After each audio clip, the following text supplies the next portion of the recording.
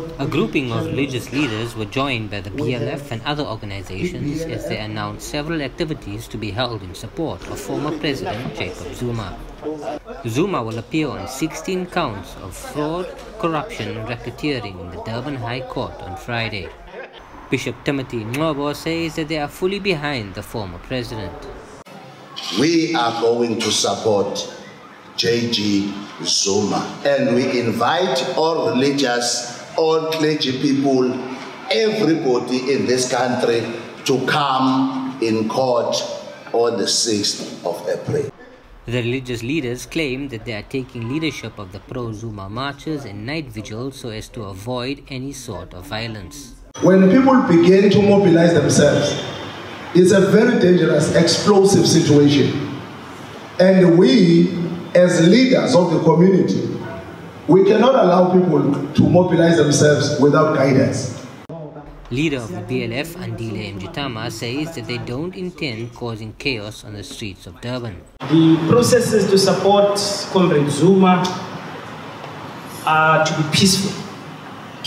We are not intending to cause chaos, and we know and we've heard that there are people who are going to be sent to try to tarnish this very important initiative. We ask them not to do so. The mistake that we must not make is to repeat the mistake we did with the late icon of the revolution, Umama Winnie Mandela.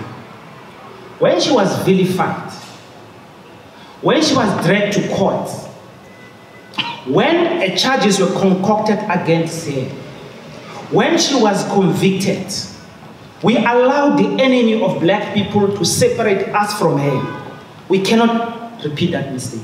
Also claim that charges against Zuma are politically motivated and that Zuma is being targeted because of his stance on land expropriation without compensation. President Zuma is a victim. BLF moved from that perspective.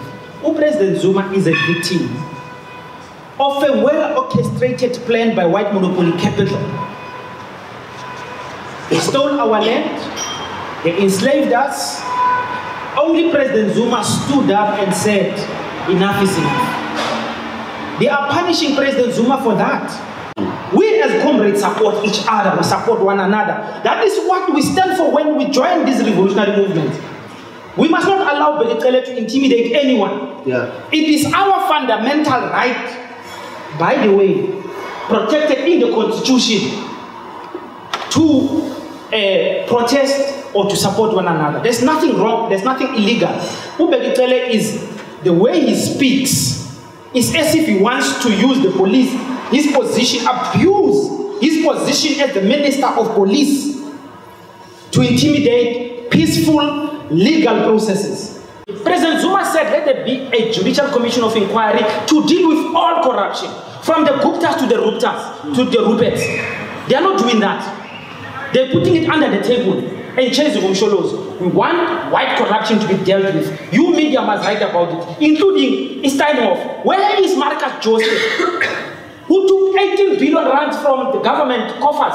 18 billion rand. He's sitting there peacefully. Tina, we are chasing President Zuma. He'll be in court. But all these other white criminals, including it's a long list of crimes and sins of white people.